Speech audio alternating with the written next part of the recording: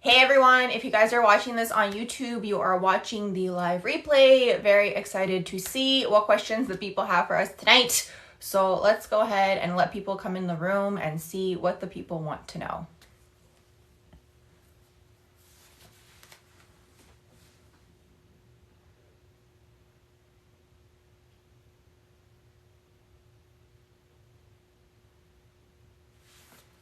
Hello to all the people joining. I'm answering astrology and metaphysical questions. If you guys have any questions, let me know in the comments below. I will gladly answer them for you.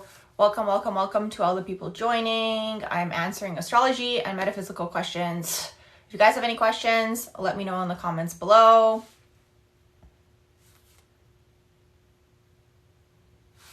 Welcome to all the people joining. If you guys have any astrology or metaphysical questions, let me know and I will answer them for you. Let me know in the comments below. Welcome to all the people joining. If you guys have any astrology, do I prefer Vedic or modern astrology? Honestly, I like to look at both. Like, I do my astrology readings based off of the Placidus Western tropical system. But there's things in the Vedic one that I do like as well. It really depends. You said you notice a lot of people seem to be triggered right now. Yes, Cody. Oh my gosh, yeah. People are wilding out, you guys. If you guys are aware of this, like, just stay away. Because we have Mars retrograde right now. We have the eclipses. Like, we're like sandwiched between eclipses. It's Scorpio season. People's shadows are coming to the surface. Exactly. It is Mars retrograde. Absolutely it is. You know what it is, you guys? It's because the frequency of the planet is just like increasing like rapidly. It's like a rapid ascension. People are not prepared for it. So it's like, if you haven't done the shadow work, they're just getting triggered because they don't know, like, they don't understand what's going on. You know what I mean? They're like irritated inside because it's like the shadows are coming to the surface. You know what I mean? So honestly, like, if you're picking up on that from other people, just be like, okay, you can be in your corner. I'm going to be over here. Observe, don't absorb. That is my advice for you guys. Welcome to all the people joining. Let me know if you guys have any questions about astrology or metaphysics. Yeah, the energies are wild. I'm feeling it too. Like, it's super high vibrational. You guys have to understand that, like, when the vibes go super high, there's like all of the stuff comes to the surface for everybody. It's for everybody. It's like, because it's pulling it out of you. You know what I mean? Something's pulling you in this direction to be the best version of yourself, to be the highest version of yourself, and then the shadows are trying to pull you down. And most of the time, like, people aren't equipped. You know what I mean? Like, they're not equipped. Like, they're not equipped for these vibes. Thank you guys so much for the likes. If you guys have any astrology or metaphysical questions, let me know in the comments below. Yeah, there's gonna be a lot of things coming to the surface. Also, we have the eclipses, so it's like there's secrets coming to the surface. There's like people's shadows coming to the surface. It's Scorpio season. Like, it's just like, it's always around this time of year too. What is the astrology of everyone going all out for Halloween this year? I don't know. I think part of the thing with everyone going all out for Halloween is, like, I think people who are like cooped up in their houses for so long, I've noticed, like, no matter what event I go to, people are so friendly. Like, people are looking for friends. And everyone that I speak to, they're like, oh, I'm looking for new friends and like all these types of things. So I think that's part of it. Like, I think that's part of it, but it's also like, I don't know what it is. There's something with the vibes. It's like pulling like people just like out of their comfort zone. Let's see, what else are you guys saying in here? You said his sun is on your 7th house. Is that good for the relationship? I mean, there might be ego struggles in that dynamic. There might be like, you might trigger like his ego in one way, shape, or form, you know? Welcome to all the people joining. Let me know if you guys have any astrology or metaphysical questions, anything about your natal charts, anything about the vibes, everything that's going on in the world. I'm going in order, so feel free to comment below. But yeah, that's basically what's going on. And it's just kind of like I mentioned earlier to all the new people who are joining, like, observe, don't absorb. Like, it's like people might come at you, but it has nothing to do with you. It's like literally their own stuff. It started yesterday, like the Mars retrograde started yesterday, and it's like literally like, it's like a repression of energy is just like coming to the surface. Yeah, it's going to be an intense ending of the year, but the bright side is 2023 is like all high vibes. You know what I mean? So it's like we have to match that. That's the problem. What else are you guys saying in here? Welcome to all the people joining. Let me know if you guys have questions about astrology, metaphysics, anything about your natal charts. You said, oh yes, what if his Capricorn moon is in your 7th house, conjunct your Capricorn Venus? His Capricorn moon is conjuncting your 7th house Capricorn Venus. I feel like that's like a loving relationship, you know what I mean? Because it's like emotional, it's conjuncting the Venus, it's something that you're looking for, like that feels very much unlike, the thing is Capricorn is always going to go after stability over anything else in a relationship, you know what I mean? They want people that they can like be productive with together. Either they're looking for a team or they're looking for someone who's like at their level. Like they don't have time for BS, you know? So that's what I like about the Capricorn energy. What else are you guys saying in here? You said, ooh, you heard that. Hold on a second. You heard that 2023 is going to be a good year for Capricorns and Aquarius. Interesting. I'm not sure what's happening yet. I know that Pluto is going to be leaving Capricorn. I think it's in 2024. So like the intensity that all the Capricorn people have been feeling is going to kind of give you guys a break in 2024. I know that much. So maybe 2023 is like leading up to that.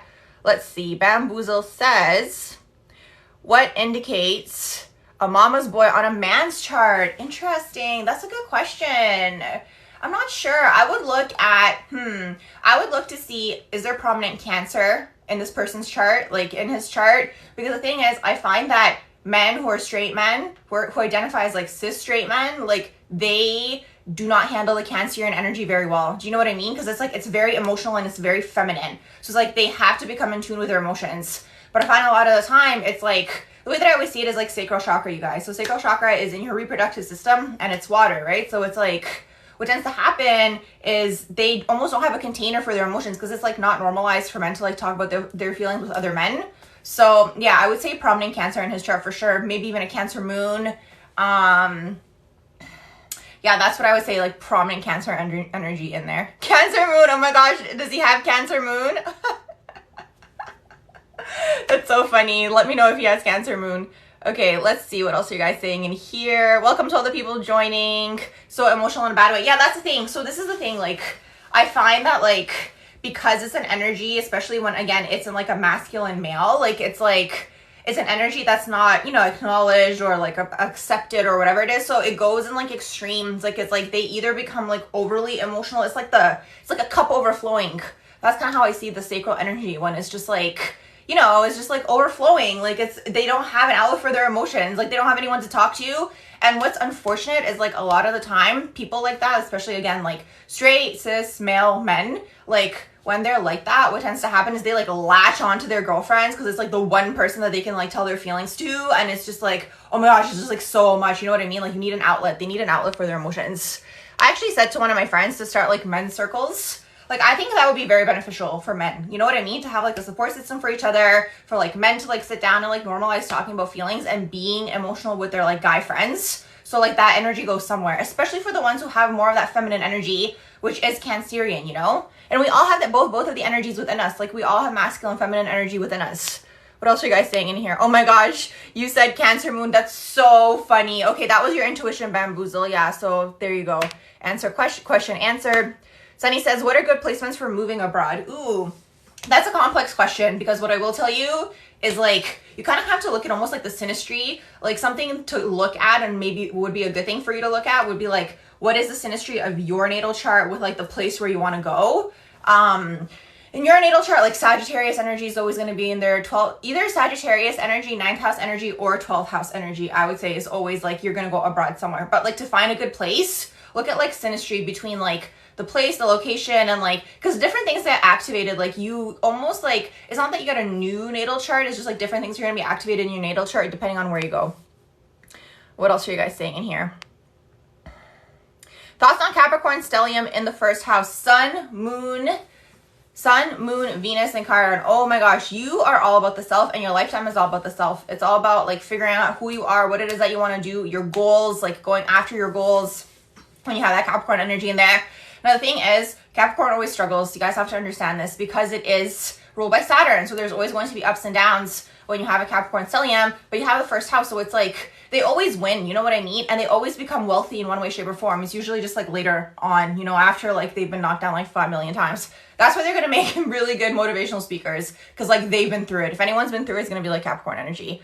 What else are you saying on here? Sunny said, do you mean male podcast? No, I was saying like men's circles. Like, you know how there's like women's circles and like full moon circles where like, you know, especially like back in the day, like women used to like gather and like, it used to be on like full moons and stuff like that. Like the same concept, but for men, you know what I mean? So they have like a space, like a safe space where they can like share and do things like, what else? Sunny says, your brother's so emotional in a bad way. Yeah, that's that Cancerian energy. You said, what can you tell me about your sun and moon in the 12th house? Sun and moon in the 12th house. Well, one good thing is like your ego and like your emotional world are like together in tandem. You know what I mean? It's like, it's not like it's like world apart. It's kind of like they're operating together. Sun in the 12th house, there's so much to say. I have a YouTube video on it. Go check it out. It's on Barbara Talks. That's my YouTube channel. I talk about Sun in the 12th. It's like, there's just so much to say. It's a lot of like, because it's like the sun is the ego and you're here to shine, but it's like the 12th house is like, makes it hidden. You know what I mean? So it's like a lot of your personality is hidden. A lot of your personality is like, oh, I'm going to let that person shine. Or like a lot of 12th house sun people are going to be like, let me uplift others. But you kind of like don't like get uplifted in the process. So definitely check out my video. I have so much more to say. Hey, welcome to everyone who's joining. Let me know what you guys want to know about. I'm going in order, so I'm trying to get to everyone. Bamboozle, yes. Girl, yes, I agree. Marcy says, both Capricorn and Scorpio moon are best at hiding their emotions. What are the differences? Really interesting. You know what I'm going to say? I'm going to say Capricorn moon is very good at detaching. Scorpio moon is going to hide it, but they're still going to feel it. That's what I'm going to tell you guys. Like Scorpio moon's going to feel it, but it's like if they were hurt in any way, shape, or form, the ego comes up. They're like, I'm not going to let you know. Like I'm going to hide in my corner. And it's like, you will not know. Like I will go my entire life without you knowing like what my feelings are, but they're still going to feel it. I think Capricorn moon is like way better at like detaching. You know what I mean? Being like, okay, like BS, like get out of my life. Like you're cut kind of thing, you know? So when they're hiding their emotions, like that's kind of like the vibe. Okay. What else are you guys saying? Welcome to everyone joining. Scorpio Venus. Sunny says you were being funny. No male podcast. Yeah, there's enough male podcasts out there for like the century. You know what I mean? What else are you guys saying in here? Lorena says, hi, you're a Scorpio. You're a Scorpio with a Scorpio stellium, sun, Mercury, Venus, moon in the second house. Oh my gosh, that is so much Scorpio energy. You're probably being hit so hard by the eclipse right now. Because the eclipse is in Scorpio. It was a few days ago. What I will tell you about Scorpio energy, there's so much to say. With Scorpio energy, you guys, there's so much to say. I have a YouTube channel. You guys go check it out. It's called Barbara Talks. I have a video called Scorpio / 8th house in depth. I talk about like way more in depth. I'll kind of scratch the surface here. Like I'll give you kind of like a, you know, like a, what's it called? Like bullet point form thing. So, okay, Scorpio stellium, you're going to have a lot of feelings. You're going to feel your emotions. If you were here when I was talking about like the ego, Scorpio struggle with their ego. They do. And their ego can get in the way of their emotions. Scorpio is ultimately looking for mind, body, spirit connection. That's the thing to understand. But the ego can get in the way. If they get burned, if the person doesn't treat them the way that they wanted to treat them, like I mentioned earlier, they can go their entire lifetime without ever saying a thing. Scorpio energy can hide literally anything. Like if you want your secret to stay safe, go tell a Scorpio person. But here's the catch. If you like hurt that Scorpio person one way, shape, or form, they could use that against you, especially when they're in their lower versions. Scorpio is such a divine energy when they're healed, you know, when they're in their divine aspects. But honestly, when they are like in their shadow aspects and their shadow traits, it's like you better stay away from them because it's kind of like, it's the god of war, you know what I mean? They used to be ruled by Mars. Sometimes I feel like Scorpio should be a fire energy, but I understand why it's water. It's water because it's like they deal with the undercurrents of energy. So they always pick up on things. They're like, okay, that person's lying. That person is like, you know, saying something. They're double face. Like they can read everything. You know what I mean? Because they know energy doesn't lie. So earlier part of life, there could be a lot of gaslighting happening in your life. Also, what I will tell you guys with the Scorpio stellium and the Scorpio energy, you are basically here to heal the energy of feminine manipulation, okay? That's the whole thing here. It's like feminine manipulation, especially on an emotional level. Now, it doesn't necessarily have to mean it's going to be the mother, although most of the time it is, especially when you have Scorpio moon. It can be, let's say the father took on the mother role, whatever, right? But whoever was that feminine role in your life, that is who you were clearing all the karma with. It's on the feminine side. It's on the emotional side, okay? And it's like manipulation. It's being lied to. It's these type of things. So that's why a lot of the time, again, when Scorpios are unhealed, people are going to say things like, oh, they're paranoid, they're this, they're that. Well, that's where it comes from. Let's see. What else are you guys saying here? Oh my gosh, there's so many of you guys. I'm so excited. Let me know what you guys want to know in the comments below. I'm going in order. Astrocartography. Yes, I did do a video like way back. It's probably my miscellaneous astrology video, but again, it was just kind of like scratching the surface, kind of like introducing people to astrocartography. What else are you guys saying in here? Scorpio sun. Oh, perfect. Okay. May Ray, I hope I'm saying your name correctly. If you were in here during my whole Scorpio rant, all of that's going to resonate with you. And on top of that, you have it in the 5th house, so it's your creativity. So there could even be manipulation around your creativity being expressed when you were younger. You're very welcome, Lorena. Who else? Sorry, I'm going back up. I went back down, but I'm coming back up. Brooke White says, you're curious about Chiron in the 3rd house in the sign of Virgo. Okay, so you didn't talk until you were 3 and you had to go to speech therapy. Yeah, that's the 3rd house. You know what's interesting? What's coming through to tell you almost is like, I'm curious to know if you had like a telepathic connection, maybe with your mom or one of your parents, where it's kind of like they knew what you needed without you needing to speak. Because Virgo is super, super psychic. Chiron is healing. So, okay, wherever you have Chiron in your natal chart, you're going to be healing through that area. So for you, it's the area of speech, speaking, the written or the spoken word. 3rd house also deals with siblings. Okay, so there's karma around the siblings. Virgo is very much the healer's axis. They're all about health, healing, and being of service. So it's important when you have Chiron in Virgo, it's like you're going to have, like for you, it's healing to help other people, but you don't want to overextend yourself either. That's the whole thing with Virgo in there. What else are you guys saying in here? Thank you so much for the likes. You said that you struggle with communication. That's the thing. So here's the thing. What's interesting with all the signs, it's kind of like whatever they're meant to be doing, they're kind of struggling with that. So 3rd house is Gemini. Gemini is meant to be a communicator, but they struggle with that because sometimes Gemini, the 3rd house, struggles with like, oh, I want everyone to like me and I want to have all my friends and I want everyone to be happy. And they're kind of like people pleasing in that way. It's interesting because like Gemini and Libra kind of have that in common. So it's interesting because again, it's like it's the exact area you're meant to master in this lifetime. And you could even have things like dreams where you like want to be a speaker or like a writer or like whatever, work in marketing, like anything with communication. It can even be social media. It's about connecting people. That's really that energy. Sunny 13 says, is Saturn conjunct North Node bad? Is your destiny to struggle? No. But what I will say to you guys, okay, here's the thing. I just did a whole Saturn series, so a lot of interesting information came through. What I will tell you guys, the way that I see Saturn now also is that it's an area for you to master in this lifetime. It's kind of a more positive twist on it instead of being like, oh, it's going to be like the hardest place. I really look at Saturn as like, I find Saturn, especially up until the first Saturn return, whatever house it's in, you're struggling a lot, especially because again, you don't see it. Now the frequency of the planet's higher, so this is the way that I see it, this is just my opinion. The frequency of the planet is higher, so people are less resistant to healing, all these sorts of things, right? These topics used to be taboo back in the day. So more people are open to it, so more people are open to healing, and they're more open to their lessons. And if you guys were in the room way earlier when I was talking about like Mars retrograde and like all of the shadows coming to the surface, so this is a good thing because a lot of people are healing things around their first Saturn return. Whereas before, they wouldn't see the lessons because Saturn operates in cycles. I have a video on my YouTube called Let's Talk About Saturn. I talk about all the transits and all the cycles. You cannot escape Saturn. It's not bad, and it doesn't mean your destiny is to struggle. It just means whatever house you have it in, that area you're meant to master in this lifetime. That's the way that I see it. Another thing that came through, interestingly enough, 2 things actually. Saturn usually deals with the father. I'm going to put quotations because it's supposed to be the dominant masculine role in your life. So let's say that was the mother, whatever. You're going to look at whoever was your dominant masculine role in your life. That's usually the person who either suppressed this area for you and taught you your relationship with authority. So now this is going to repeat throughout your life. Maybe your teachers, maybe your, maybe your managers, like wherever you have someone who's in an authoritative position ahead of you. Now, another thing that's interesting that came through, and then I'm wrapping up and continuing with the questions, is that our relationship to success in life, which is what Saturn is ultimately pushing you for, right? Because it's the 10th house. That's what Saturn is. It's your career. It's your, it's the Capricorn energy, right? It deals with career and all these sorts of things. So your success in life, right? Is ultimately tied to your relationship with responsibility. And you have to look at what your relationship with responsibility was when you were a kid based on how your parents taught you about responsibility. Because let's say you have Saturn in Capricorn, you have Saturn in the 10th house, maybe you had a lot of responsibility placed upon you and now you struggle with responsibility because it's kind of like you had so much at a young age, you don't want it anymore. So I hope you guys are catching my drift. Let's see, what else are you guys saying in here?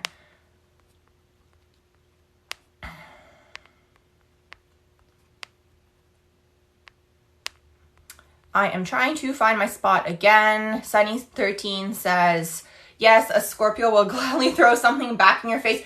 That is a huge Scorpio shadow. That's the thing, wife. That's the thing. It's like if they're unhealed, you really, really have to like watch out what you say to them because they're going to remember everything. And if you hurt a Scorpio in any way and they're again in their shadow trait, they're going to hold that little piece of information that one time you did that one thing and say it to you right at like the perfect time where it's like you're never gonna forget that like you did that to them. It's like they just like know how to like really throw it in your face, unfortunately, when they're in the shadow. You love my YouTube video, resonated. Yay, I'm glad you enjoyed it. What else are you guys saying? Hey, Sarai, I see you in here. I'm just going in order. I hope you're still in the room. Marcy says, Mars retrograde in Gemini. Hey. Miss Mel says, thoughts on Sag stellium in the 12th house. Oh, that's an interesting placement. Because Sag is going to want to pull you to be free. The 12th house is just going to cloud things for you and you won't even know where to start. That's the thing. So when you have a lot of 12th house energy, what I would suggest is like picking one thing to do at a time instead of trying to do everything. Because it's like, it's a lot of karmic clearance. You could also have a lot of karma to clear abroad if you have that stellium going on in there. Let's see. Lourdes says, what do you think of Taurus moon, 10th house, and Pisces moon, 10th house synastry? Taurus moon, 10th, can you tell me who has what where? Just so I can have a visual. Soraya says, is 7th house and Saturn in 7th house bad? No, I just did a video on this and it was so funny because when I was doing the video, I really felt like I was like pushing words of encouragement out there for like the Saturn and the 7th house people. Because it's like for you guys, partnerships, relationships, friendships are so important. You guys are the types that are going to have friends from like young. And a lot of the time around your second Saturn return, it's like you might not have the same friends anymore because you start to change. Because around your Saturn return, what tends to happen is your view on relationships changes. You know what I mean? And you change. We always change and we always grow. So it's not bad. What I would suggest for people with Saturn in the 7th is to wait until after their Saturn return to get married. Because usually what happens is like these people are in long-term relationships young. And they tend to go through a divorce around their around their first Saturn return. So that's the thing there. I don't want to speak that into existence for anyone. I mean, I do believe in free will and you guys can still do whatever you want. But that's the thing. So it's like you change around your Saturn return. So let's see what else are you guys saying in here. Yeah, you're welcome, Brooke.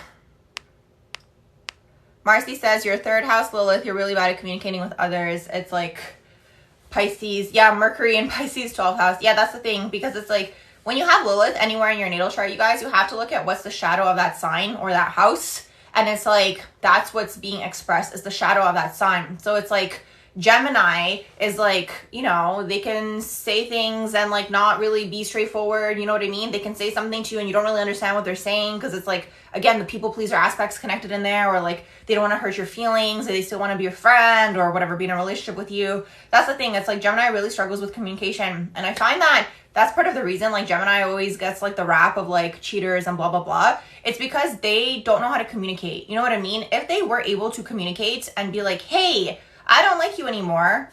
Okay, I'm ready to move on now. But they don't, because like they want to keep this person happy and they want to keep that person happy. And it's just like, it's communication. It's all about communication at the end of the day. Let's see, what else are you guys saying in here? Oh, thank you for subscribing, darling. Miss Mel says, I'll add that in your, you'll add that it is your Chiron, Mars, Pluto. What did you say up here? Let me go back to your original thing. You said you're the one with the Sag stellium in the 12th house. You'll add that is in your Chiron, Mars, Pluto, and Lilith. Oh my gosh, that's heavy. It's a lot of karmic clearance. That is a lot of karmic clearance when you have Chiron, Mars, Pluto, Lilith. That's all shadow work in there. And I would be really interested to know if you've been abroad, or if you're like, if you lived abroad and then you know what I mean? If you live somewhere abroad, because there's like karmic clearance abroad for you. Let's see what else you guys saying in here. Your ex was exactly like that. Oh my gosh, yay, confirmation. I mean, no confirmation, or yay, confirmation, but I'm sad that that happened to you. What else are you guys saying in here? I'm going in order, you guys, so let me know if you guys have any questions, and I'm trying to get to everyone. Just comment in the comment section below. Marcy says, you're Cancer, 2nd house stellium, Mercury, Venus, Saturn, conjunct. What does this mean? Cancerian people are usually the most abandoned people. They struggle with abandonment wound. Most of the time it's emotional abandonment, okay, or emotional neglect when you guys are growing up of some sort. They're very feminine, they're very nurturing, and it's like, it's a struggle for all water signs on the earth plane, because all water signs are feminine energy leaning. Again, it doesn't matter whether you're male or female, we all have these energies within us, okay? So they're always feminine energy leaning, and like this earth plane isn't like that, you know what I mean? Because like a Cancerian person would be like, today I don't feel like doing this, I feel like being at home. You know what I mean? But like in life, it's like, okay, you have to go to work, you have to do this, you have to do that. So that's the struggle. And it's like, you'd rather be at home. You'd rather be, maybe working from home would be something that you're interested in. You know what I mean? Where it's like, you're not absorbing all the time, like absorbing a lot of energies. Something interesting that's coming through Dimension actually is that Cancerian people are very fertile. That's really interesting that that's coming through Dimension. What else? Quit moving, you're almost finished. What else are you guys saying in here? What about Saturn in the 8th house? Oh my gosh, so intense, so much karma around there. I made a video on my YouTube, you guys, all about Saturn. If you guys want to know more about it, I went through all the houses. I did a series. Barbara Talks is my channel. I'll give you like, you know, surface here, but if you want more in depth, you can go check it out there. Saturn in the 8th house. Okay, basically you have to look at the 8th house as Scorpionic energy. Scorpio deals with the sacral chakra. So Saturn in the 8th house, Saturn anywhere in your natal chart, no matter what house you have it in, you are dealing with a restriction in that area. So for you, it's the 8th house, so it's all Scorpio-like things. Sex, death. When I say death, it's like transformations in your life. Rebirth, joint finances, the occult, emotions. That's the thing. Sacral chakra deals with your emotions. Keep in mind, like when we talk about sexuality, everyone always thinks it means like sleeping with people. Sexuality can also be your creative energy and can also be your manifestor's energy. If you have a wounding in the sacral chakra, you are going to struggle with your creativity being expressed, first of all, your emotions being expressed. So Saturn in the 8th house can struggle with like vulnerability, telling people that they like them, saying any sort of emotions. And keep in mind, Scorpio is extreme. They can go on a range. So they can either be like overly emotional to the point where they're codependent. They find someone that they like and they're like, oh my gosh, like I want to keep this person forever. Like I found that person that, you know, understands me on a deep level and like all these types of things.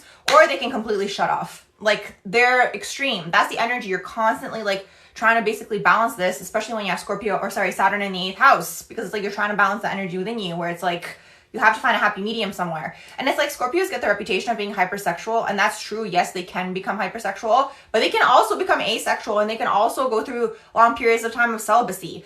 These types of things. So keep that in mind. So all of this is connected with your ability to manifest. So it's kind of like when the sacral chakra is wounded, or any Scorpio energy, or even like Saturn in the 8th house, like when you have this wounding, it's like you are very much like struggling in general, because it's like you have to be emotionally connected to things for things to progress. Do you know what I mean? Like things might not come through for you. Like you might struggle with manifesting. Thank you so much for the likes, you guys.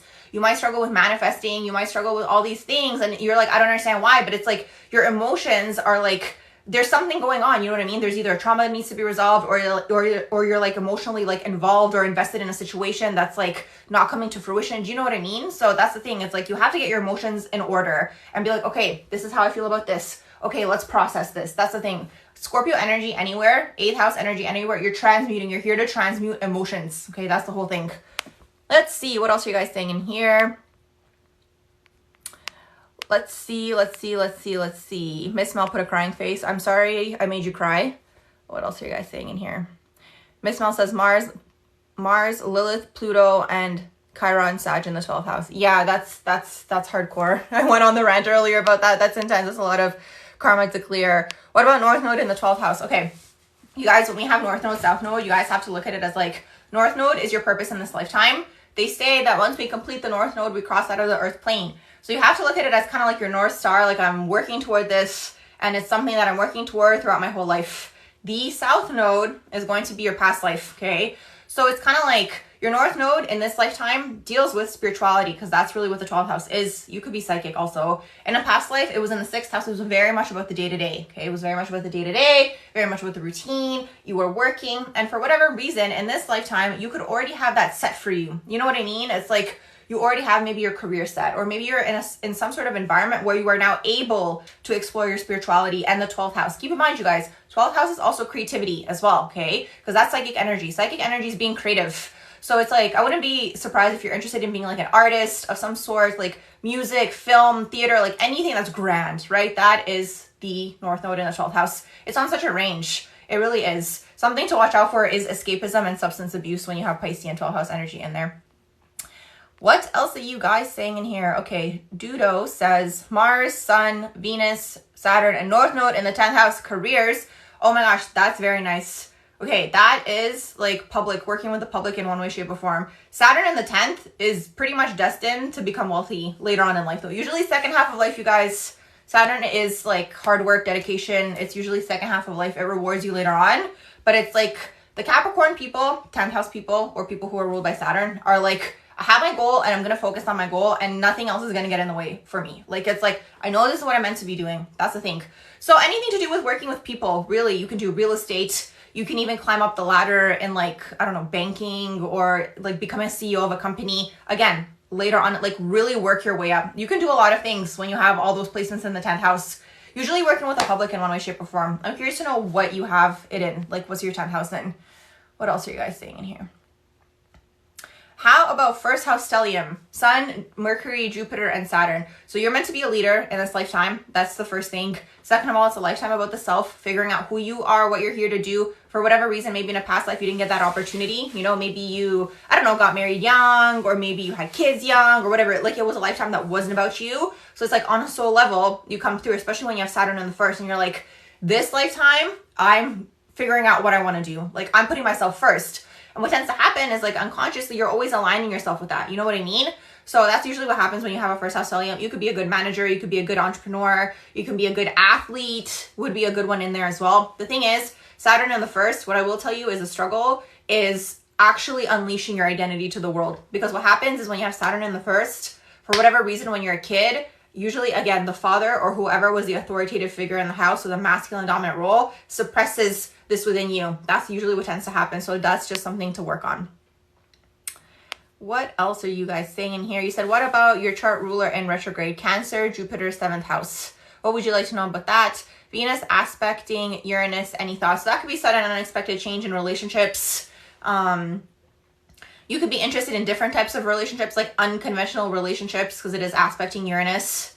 Yeah, anything that's outside of the norm when you have it aspecting Uranus. You love my content. Super informative. Thank you. Subscribe to my YouTube, you guys. Barbara Talks is my YouTube.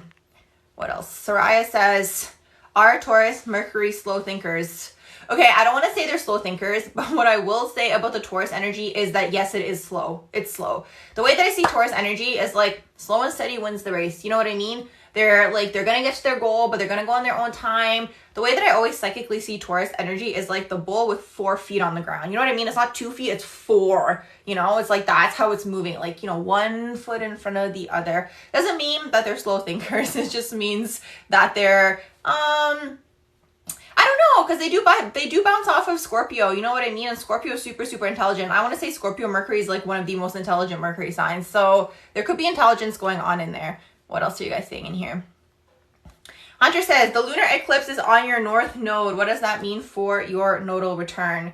The lunar eclipse is hitting your north node. What does that mean for your nodal return? Honestly, anytime you guys, we have an eclipse, there's something going to be coming to the surface. Can you tell me what house you have it in if you're still in the room? Thank you for the likes, you guys. Mars in retrograde in the 8th house. You're probably going to have a hard time expressing anger. 8th house is Scorpio, which is nice because Mars used to be ruled by Scorpio. So Scorpio-like things could motivate you. But keep in mind, Scorpio can be very vengeful. They can have that sharp tongue when they're fighting. Like, honestly, like Scorpios, when they're unhealed or like in their shadow aspects, like you do not want to get into an argument with these people. You're not going to win. It's going to be explosive. They're going to like pull out all of your shadows and your shadow traits to like throw them in your face. Like, yeah, so it's just something to keep in mind if you have that. The retrograde is like, it's a lesson that you're relearning. That's one reason. That's one thing, I mean. It's a lesson that you're relearning in this lifetime. Retrograde can be repression of energy again. So it's like you might like repress the anger and then it explodes. Because it does deal with motivation, Scorpio-like things could be very motivational for you. Astrology, money. Okay, money is very motivational for Scorpios. Like, if a Scorpio is passionate about money, like nothing else matters. You know what I mean? So that's the thing. What else? It can be things like, you know, being a financial advisor, the occult. It could be things like working like with like it basically deals with like working with the merging of energy. So even what's interesting that's coming through to mention is maybe even working like as like a divorce lawyer or something of that sort. I'm curious to know what the rest of your natal chart looks like. What else are you guys saying in here? Taurus moon and Venus in the 10th. You're a Leo rising. Taurus moon and Venus in the 10th house. Venus in the 10th house is always going to look for a partner who is stable over love. That's the thing. They're always going to be resourceful. That's the thing. Because it's Capricorn energy. Capricorn does not BS. That's something important to understand. Capricorn does not waste time, and they don't like engaging with people that basically aren't going to get them to where they're trying to get to. It's not that they're opportunists. It's just like, I feel like these types of people have just been through so much in their life that they just don't have the energy and they don't care. You know what I mean? When you have that 10th house energy going on in there. So that could be something that you're looking for in relationships. It's like, okay, yeah, are we on the same page? Are we working toward the same goals? No? Okay, bye. Venus in the 10th can also kind of put their career first before they get into a unit with someone. Something important to keep in mind. So it depends like what your preferences are. It's like either you're looking for someone to work and build towards something with. They can also be very traditional. So maybe like marriage, all these types of things, like a serious commitment. Or it can be like, okay, let me get my career in order, and then I'm going to look for someone who's like on the same level as me. It could be that as well. Taurus moon, hardworking. Leo rising. Leo rising wants to be seen. You know what I mean? They're the star of the show. But Taurus moon is going to be hardworking. They operate very well on the earth plane. What else are you guys saying here? Mix of Gemini and Cancer. You're hoping to be in the creative industry. Yes. I can see that for you. You're the one who had the 10th house stellium, right? Yeah, I can totally see that, because it's like all of the, okay, so the signs that are very much about like creativity and working with the public are going to be Gemini, Sag, Leo, and Aquarius. Okay, these are the signs that are somehow always going to have to be creative. Gemini's always going to have to be doing something different. That's the thing. And it's like, that's what creativity really is. Cancer is good to have in there. What I've noticed is a lot of singers progress usually out of Cancer. Like, for example, you have Lana Del Rey, right? She's Cancer dominant, like somewhere in her natal chart. I don't remember her exact natal chart, but she has a lot of Cancerian placements. And what's great is like they progress out of Cancer and then they go into Leo. So it's like they come out of the Cancerian emotional world, which is what you need to be an artist, right?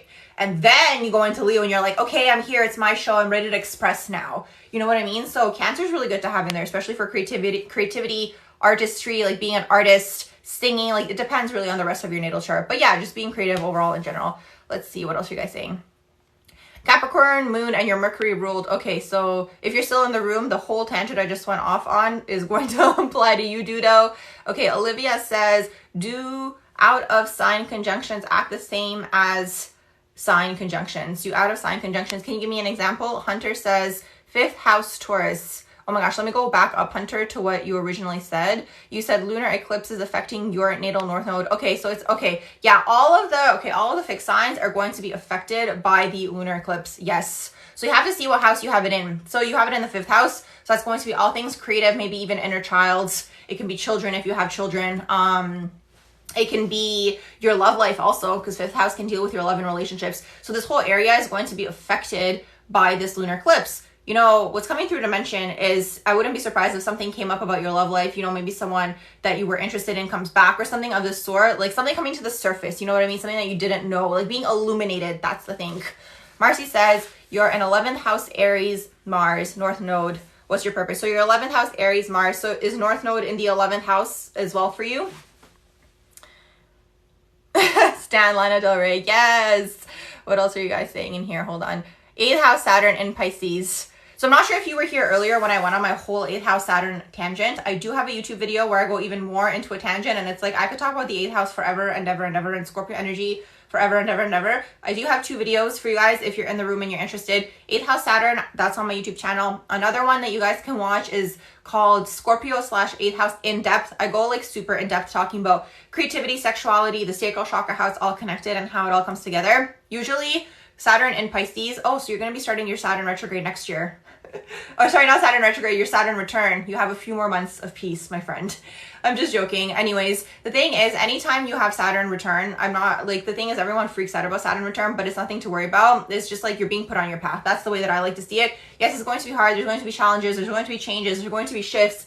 All of the above. Yes, it's true, but it's like you're being put on your path, and it's like it's a blessing in disguise. You know what I mean? 8th house, so I wouldn't be surprised if things start coming up for you around the 8th house. It can be joint finances. It could be anything to do with like inheritance, even anything to do with like the money access. It deals with sex, death, rebirth. What else? It deals with the occult also. What else are you guys seeing in here? My YouTube is Barbara Talks. Go check it out. I talk so much on there because I love to talk. What else are you guys seeing in here? You said you have natal, Earth, Grand Trine with Capricorn. You have Capricorn, Chiron, Capricorn, Jupiter, and Virgo, and North Node, Taurus, 18 degrees. 5th house Taurus is the eclipse in your natal chart. Venus in the 5th house. Venus in the 5th house, so you're basically going to be looking for someone who is not just like someone to have fun with. It's kind of like someone you can show off. You know what I mean? That's that Leo energy. It's like you either want someone who's like, you know, has like a certain status in life where it's like almost like a celebrity status type of thing. Like when you have Venus in the 5th house, like you want like that royalty energy. Like you want someone that you can show off. That's the thing. Venus in the 5th house is going to be the type of person that's like, this is my partner. You know what I mean? We look so good together. I find that Venus in the 5th house sometimes does attract Venus in Libra or Venus in the 7th. Oh my gosh, you guys, what happens when you have planets intercepted?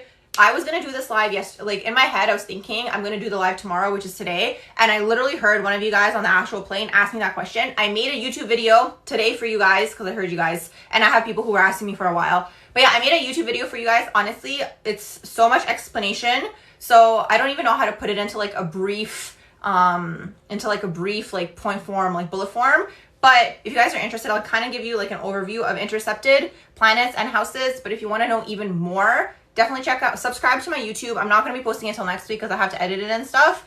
But yeah, so that's so funny. I literally knew someone was going to come through and ask that question. Okay, so let me try to explain this with intercepted houses. It's going to be hard without visuals. It's going to be challenging without visuals, at least like for me, I'm a visual person. But basically the way, okay, when you have, so this is in the Placidus system for anyone who's wondering, when you have planets and houses and everything that's intercepted, basically what tends to happen, and the easiest way to see, honestly, the easiest way to see is if you go to astrocafe.com and you look at like, not like the circular chart, because on the circular chart, it's basically going to have one of the signs sandwiched between houses. So it's signs that don't have a house. Okay, so that's in Placidus system. This isn't in the whole sign system. So the best way to see is on astrocafe.com. You'll go and see on the little chart it gives you, like not like the circular one, but like the little graph. And then if you have a double sign, let's say you have Taurus ruling 2 houses. You have Taurus in the, I don't know, 2nd house and Taurus in the 3rd house. And then automatically you're going to have Scorpio ruling the 8th house and then Scorpio ruling the 9th house. So when it's intercepted, you don't have one of the signs ruling one of the houses. Okay, so it's like a whole thing. You basically have to figure out, you know, what's missing in all these things. I can't go into it now. I really need to show you guys visuals. So subscribe to my YouTube because that's going to be going up next week. But basically what this means, if you have something intercepted, it is a suppressed energy within your natal chart. Okay, that's really what that is. For whatever reason, when you were growing up, this energy was not allowed to be expressed. It wasn't able to be expressed, like these types of things. So that's really what tends to happen when you have a planet intercepted, is really what it is. Or when you have a house intercepted, and then when you have a planet intercepted, it's like it has a whole different layer to it. Let me see, what do you have intercepted? You said you have North Node intercepted. Hey, May Eve, how are you doing? So North Node intercepted could be you struggling to express, your identity. Can you tell me what house is it intercepted in, Ben, if you're still in the room? You said, is Lana Del Rey affected by the eclipse? Because she sang second in the Snow on the Beach by Taylor Swift. I'm not sure. What's her natal chart? I don't know her exact natal chart. Like I'm pretty sure she's a Cancer sun. I know she's got a lot of Cancerian energy in there. See, that was another thing. It came through to bring my other phone so I could look things up, because literally this was coming through that I was going to have to look up someone's famous's natal chart, but I don't have it with me. So you guys, one of you guys can look it up and put it in there, and then I can maybe try to see. Let's see. Sin says, thanks. I'll subscribe to your channel. You're welcome. Burner says, do the moon affect talents too? Can you tell me, what do you have your moon in? Your sign and the house? Welcome to all the people joining.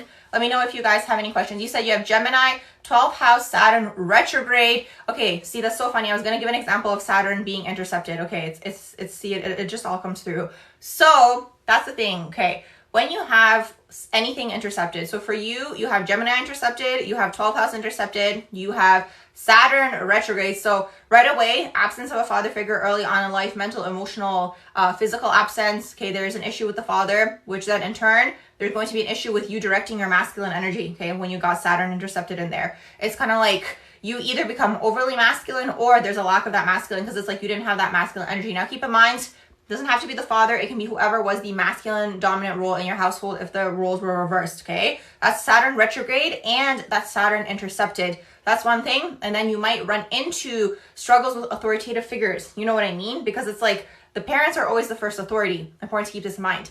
Next, you have Gemini intercepted. So actually, before I get into Gemini, North Node intercepted is like you struggling again to express your destiny. You know what I mean? Especially because you have Gemini, you're going to struggle with expression. You're going to struggle with speech. You're going to struggle with communication because it's suppressed. You might even struggle with actually expressing who you truly are. A lot of the time, what tends to happen with Gemini placements overall is kind of like the child has really immature parents. And it's like the child is basically left to fend for themselves and figure out like who they are. You know what I mean? So there could be an energy of like, again, who am I really? What am I here to do? You know what I mean? Like this could be like this whole like internal dilemma that you might face. And then on top of that, you have 12th house intercepted. So 12th house intercepted is, and the thing is with interceptions, you guys, it's like they operate on extremes. You know what I mean? Because it's like when you have Gemini intercepted, you're going to have Sagittarius intercepted. You know what I mean? So it's like not only are you struggling with the Gemini interception, then you're also struggling with the Sagittarian interception, which is like your belief systems, your philosophies in life, maybe religion, traveling. You could struggle with travel, siblings with the Gemini energy. So what I find with interceptions is like, because the energy was never acknowledged, or maybe it was like shamed, or maybe it was like suppressed for whatever reason, it's kind of like the energy still has to come out because the energy's still there. You know what I mean? And most of the time it goes into the shadow. That's what tends to happen. You know what I mean? Because it wasn't appreciated for its divine aspect. So when you have interceptions, what you guys want to do is you want to see what is the divine version of that sign, and how can I work on that? You know, how can I work on basically loving these aspects of myself that were never accepted, is really what that is. So I hope that makes sense. Okay. What else are you guys saying in here? Thank you guys. Thank you. Sin says, what is planet intercepted? Honestly, like, okay, in the simplest of forms, when you have a planet intercepted in your natal chart, okay, this is in the Placidus system, not the whole sign system, okay? When you have a planet intercepted, and if you guys want to know more, I'm posting my YouTube video next week, so subscribe to my YouTube channel. I just have to edit it, but I literally recorded it today because I literally heard you guys on the Astral asking.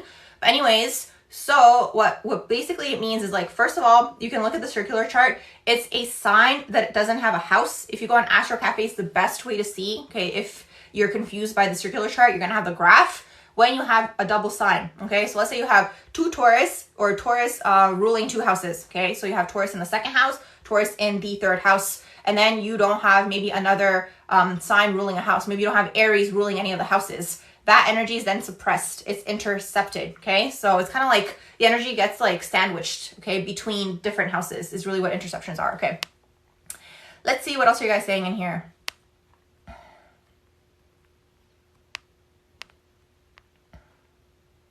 You said, okay, Bernard says moon and Libra in the second house. You said, does the moon affect your talents too?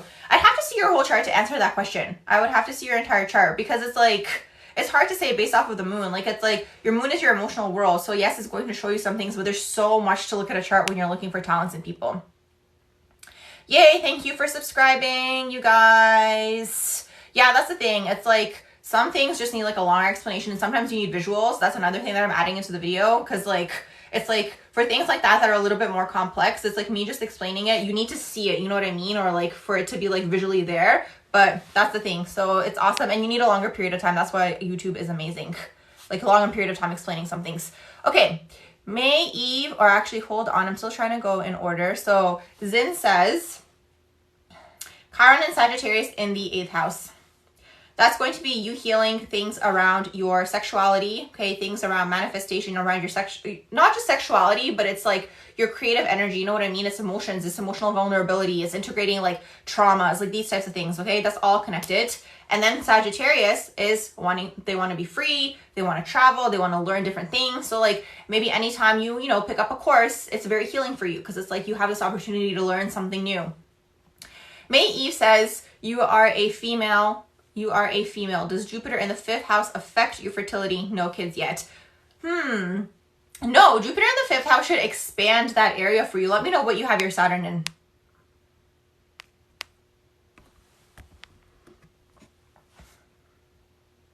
All your moon aspects are moon trine, so it's all affecting your moon. I'm really curious to know if you're interested in things like, it's coming through like something really, really creative, like, it's really, really interesting. What did you say your moon was in? Let me go back up.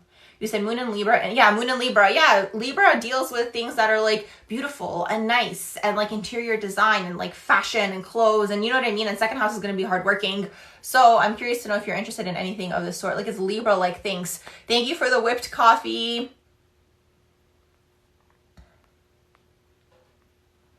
Aries, Venus ruler in the 11th house. What would you like to know about that? Ben says, how does 11th house Aries Lilith opposite 5th house Libra Mars 0 degree or manifest? That's something that I would have to see visually, like on a piece of paper or on a screen. How does 11th house Aries Lilith opposite Libra? What else are you guys seeing here? 11th house Aries Lilith opposite 5th house Libra Mars 0 degree or manifest. That's something that I would have to see visually, like on a piece of paper or on a screen. How does 11th house Aries Lilith opposite Libra, Mars 0 degree or manifest? What else are you guys seeing here? Saturn in the 8th house in Pisces, Moon also in Pisces, and you're struggling with the area of children, honestly, what I would say to you is check out what took place in your childhood, because Saturn deals with the area, Saturn in the 8th house deals with the area of sexuality, and it deals with your sacral chakra. So there could be a sacral chakra wounding that had taken place for you when you were young that's affecting your area, this psychically coming through, that's affecting your area to reproduce. Sacral chakra and Scorpio is the 8th house, deal with the reproductive system. When you have Saturn in the 8th house, there's some sort of wounding that could have taken place. Now, you have Saturn in Pisces. Saturn's going into Pisces next year. You guys, Saturn return for all the Saturn and Pisces people. Saturn and Aquarius people are going to be off the hook. So Saturn and Pisces, you guys are going through your Saturn return next year. I can see something starting up for you that's going to be unraveling and like basically bringing things to the surface. Check out my Saturn in the 8th house YouTube video on Saturn in the 8th house. And I have another one all about Scorpio energy and the 8th house energy and how it's all connected. For you, what I would check out is anything to do with sacral chakra wounding, emotions, emotional world, because there could be something where it's like something's not in sync in terms of like, you know, maybe you're not fully invested in maybe the person you're trying to reproduce with or something, you know what I mean? Like something of the sort with like, not everything's not on the same page, because it's like with Scorpio people, everything has to be on the same page, because it's like, again, you guys have to look at like reproduction, like you're bringing through souls, you know what I mean? So it's like, that's really like that whole like powerful energy, like the manifestor's energy. What else are you guys thinking here? Your moon lands in your 9th house. You love to rap, model, and write songs in general. Yes, that's so funny. I was going to say singing for you. I was getting that plan to make comics. I mean, continue doing what it is that you love to do. You're a Libra. Are you gay? I mean, that's not going to really say much to you. You have to look at the whole chart. Marcy says you're gay, but you don't have any planets in the 8th house. I mean, planets in the 8th house doesn't necessarily mean that you're going to be gay. I mean, it could, but there's so many other things in a natal chart to look for. Do you know what I mean? May Eve says, but moon lands on your 9th house. Oh, yes. Yes, you are correct. Winner, winner, chicken dinner. I love you guys. You guys confirm for me what comes through, and I'm glad that I'm confirming for you guys. So thank you. Thank you for the likes. Yes, yes, yes, yes. That's what it is. Yeah, that's what it is. Okay, I'm glad. I feel like we like opened up the box. You know what I mean? Do you guys have any other questions you guys would like to know about? Does Aquarius rule? Oh, yes, I was about to say, yes. Aquarius does deal with LGBTQ things. Even maybe if you have Uranus in Aquarius, it could come through that way. What else? I'm trying to think. Even Neptune. You could also, oh, you love my energy so much. Thank you. Thank you, guys. Yes, even Neptune can deal with your, it can deal with your sexuality in terms of like LGBTQ. It can be maybe even Neptune in the 8th house. Maybe even, I'm trying to think what else could give like off signs. Sometimes I find Gemini, Venus also to be able to dabble into bisexuality as well. What else are you guys saying in here? What else do you guys want to know about? The thing is, like, Aquarius energy is always going to be unconventional, you know? And it's like, they're always going to go against whatever the norm is. So it's like, if there's a certain type of norm, they're going to go against that. So it's like, whatever the norm is right now, they go against the norm. Saturn in Aries in the 7th house. Okay. So Saturn in the 7th house, it's like, it's so funny. I just did a video. So I did a whole Saturn series, you guys. So go check out my Saturn series on YouTube. It's Barbara Talks. So go check it out. I go more in depth. In here, I can't go super, super in depth. Because there's a lot of questions, but just to kind of scratch the surface with Saturn in the 7th house. So Saturn in the 7th house, people take relationships very, very seriously. Relationships, partnerships, business partnerships, all interpersonal dynamics, okay? They take them super, super seriously. So when you have Saturn in the 7th house, because you take relationships seriously, you can have like childhood friends from like, you know, from your childhood and your friends for like a really long time. You can get into like serious committed relationships from like 15, 16 and like be with this person and like get married like early. But the thing is with Saturn in 7th house, biggest recommendation for these people, I mean, you guys could do whatever you want. You have free will at the end of the day, you know what I mean? But Saturn in the 7th, like the biggest recommendation is to find your partner after your Saturn return. Because like usually around your Saturn return, you change. So it's like, because you've gone through this whole journey of like, you know, being with this person, all these types of things. And it's like now around your Saturn return, you start to change. You might go through a divorce. You might go through a breakup. Again, I don't want to speak that into existence for people. That's just like what's the energy with Saturn in the 7th house, because they take relationships very seriously. Now, what I will say to you is you have Aries 7th house. So I'm curious to know if you're a Libra rising, but Aries in the 7th house deals with people who are selfish. Okay, so that's something important to keep in mind, because the people you attract into your life. So when you have Saturn in the 7th house, you want to see what your descendant is. So for you, it's going to be in the sign of Aries, because the 7th house is Aries, and these are going to be the types of people that you attract. Also, another thing to mention with Saturn, or it's the 7th house, Saturn in the 7th house, is that the relationships usually are showing us our shadows. You know what I mean? So it's like when you have the descendant in the sign of Aries, it's kind of like, it's the people you're attracting are probably going to be selfish. They're probably going to be like maybe even narcissistic, where it's like they only think about themselves, like these types of things. But it's like you're meant to integrate this within yourself. You know what I mean? Because if you're a Libra rising, it's like you're a super people pleaser and like all about the other person, all these types of things. So let me know if you're a Libra rising. Okay, what else are you saying in here? Libra rising, yes, chronically single. Yeah, because like Libra rising struggles with basically forming their own identity. It's like when you have Libra in the rising, it's like the rising sign is supposed to be about the self. You know what I mean? But it's like yourself, your first house, is being created through other people. So it's like Libra is meant to figure out who they are, okay? Who they are first, and then get into relationships with other people. What else are you guys saying in here? Marcy says you have Venus aspecting Uranus, so you think that's the reason why you're gay. Potentially, I mean, that could be. Also, Venus conjunct Mercury. Accurate. Yay, I'm glad. Leo sun does help though. Oh yeah. Leo loves love. That's the thing. But the thing is, Leo, if they get burned like once from like a person, they're like never going to talk to that person again because they struggle with the ego. Welcome to all the people joining. Let me know if you guys have any questions. Astrology, metaphysical, all these types of things. But yeah, I love Leo energy. Like they're very much, I'm here. They're very much big-hearted, these types of things. But it's like, again, their ego gets bruised very easily, unfortunately. They do tend to have a fragile ego. So then they can fall into like too much pride. You know what I mean? They're like, I'm not going to talk to that person because like they should message me first because they did this to me, and like these types of things. So that could happen with like Leo energy. What else are you guys saying in here?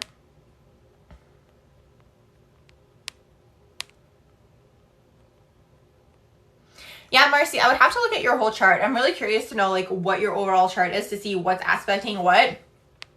That basically brings out that energy. Can you tell me what you have your Venus in? Can we talk about the planets to be aware of to have in the 6th house? Can we talk about the planets to be aware of? Okay, somebody with Venus conjunct Mars, and are they by? Can you tell me what they have it in and what house they have it in? May Eve says, can we talk about the planets to be aware of to have in the 6th house? Can you please repeat that? Issa says, or reword that, Eve, please. Issa says, what's your say on a Virgo Sun, Libra Moon, Taurus Rising person? What would they be like? Okay, the Taurus Rising, they're going to be hardworking, but they have Scorpio descendant, so the types of people they attract could be possessive, could be Scorpio-like, okay? Important to keep that in mind. Taurus Rising usually like, okay, Taurus Rising people usually want to build towards something. They want to build towards something, and because they want to build towards something, they're either looking for a partner to build with them. That's something important to keep in mind. Or what can happen is like they want someone to kind of like hold space for them while they build. Like they're looking for that loyalty in a person. You know what I mean? Virgo Sun's going to be super psychic. Libra Moon, this person can sometimes maybe be flaky. Libra Moon can very much be like, hee hee hee hee, you know, to like all the people, you know, and it's like they're not actually saying what they think. That's the thing with the Libra Moon. It's like one day they're like this, in the morning they're like this, in the evening they're like that, like they change, you know what I mean? So that's just a shadow trait. You can always integrate this. People pleaser could be something that happens with Libra Moon. They're very intellectual though. And when you have like any of the air moons, they connect more so intellectually with people than emotionally. You know what I mean? Like they're able to detach. Libra Moon is always going to be looking for love. They're always going to be looking for the one, these types of things. Like a relationship for this person that you're asking about is going to be like very, very important. You said, sorry, your head is spinning. You can't even type things right. No worries, no worries, no worries. We've got the time. So you can just let me know, like reword it and let me know what you were asking. Let's see. Jill says, I have a Libra rising and Mars in the 1st house. You think this is why you're bi and non-binary? Yes. Okay. Libra placements can be very androgynous. That's the thing to understand with Libra energy. They can very much fall into like very equally balanced because they're about balance, right? So they can be very equally balanced, like masculine and feminine, and they can kind of like pick which one they want to go into, you know what I mean? So that's something important to keep in mind with Libra energy.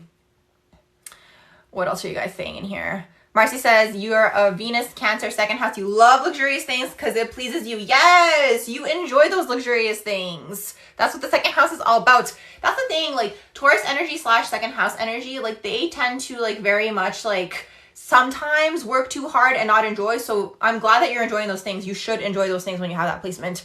Okay, Spiderweb says you have Cancer rising and you attracted a lot of men with Capricorn placements. Yeah, they're oppositions. Cancer and Capricorn are oppositions.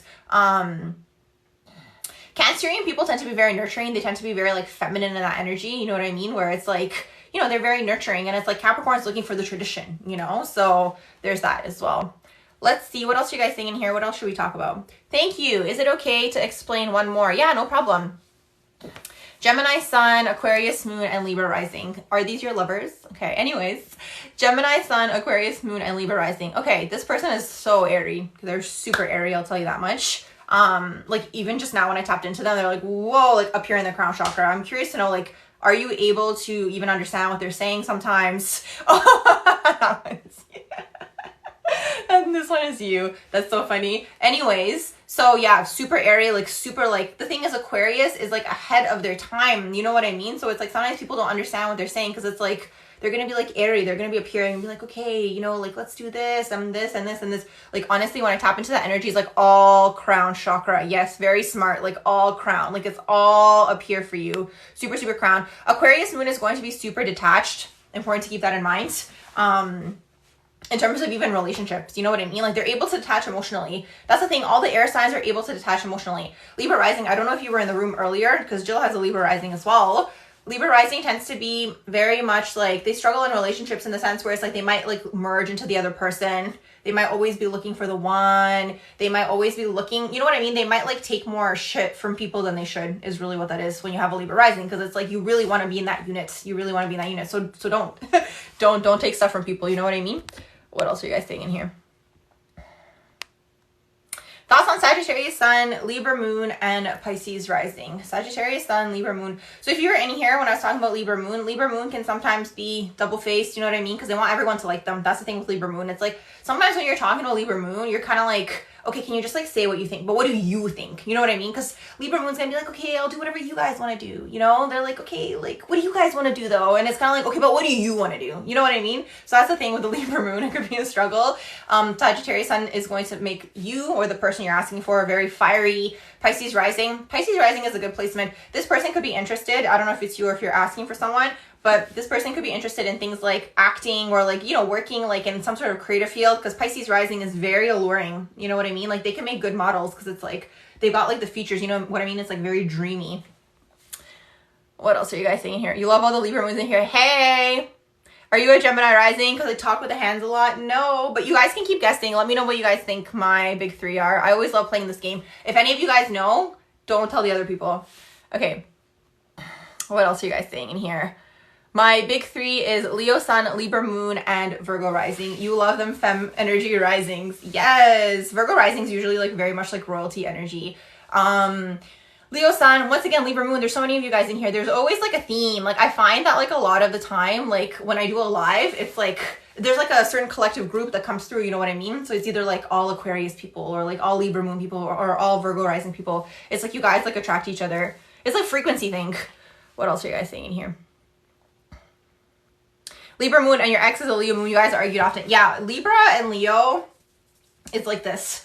You know why? I'll tell you guys. Because they're both like, I don't want to say they're vain, but like they're vain in their own way. You know what I mean? They can be. They can be. They can be. Because Libra can be very much like, no, like, you know, I want these things. So it's like they're similar, but they're different, if that makes sense. You know what I mean? And it's just like, I can see why you guys argue a lot. What else are you guys saying in here?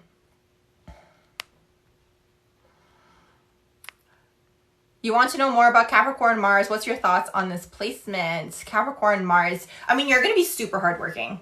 That's important to understand. Like, you're going to be super, super hardworking. Things that are going to motivate you are going to be money. You know what I mean? Climbing up that social ladder. You want to elevate your status. It's a good placement to have, honestly. It's like, it's the earth sign. You know what I mean? And it's like, we live on an earth plane. So you're like motivated by very much like material things, status, like these types of things. What I will say though, anytime you have Capricorn, you're going to have to go through trials and tribulations to get to where you're trying to get to.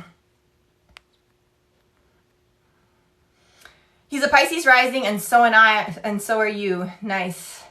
You think I'm a Sag rising? No, I'm not. You get air and earth energy from me. Very close. Scorpio Sun, Leo Moon. Am I Scorpio Sun, Leo Moon, Aquarius rising? You guys are getting warmer. Vaso says, yes, but having a Libra moon and an Aries sun is so contradicting and hard. Like, damn. Yeah, that's the thing. Because it's like the Libra moon is going to pull you into like, no, I want everyone to like me. And Aries sun is going to be like, F everybody else. Like, do your own thing. Like, be number one. You know what I mean? You think I'm Saturn dominant? Wow, Marcy, you're close. You're close. You're close. You're close. Okay, I'll tell you guys. So I'm in my progressions now, so keep that in mind. But originally my natal chart, I am a Libra sun, Scorpio moon, Libra rising. I've progressed now. So I have a Libra stellium and I have a Scorpio stellium. But what's interesting is when it comes to the dominance signs, Scorpio is my dominant, Capricorn is my dominant, and Cancer is my dominant. Now I've progressed. So all of my Libra placements have gone into Scorpio and all my Scorpio placements have gone into Sag. So that's where I'm at right now.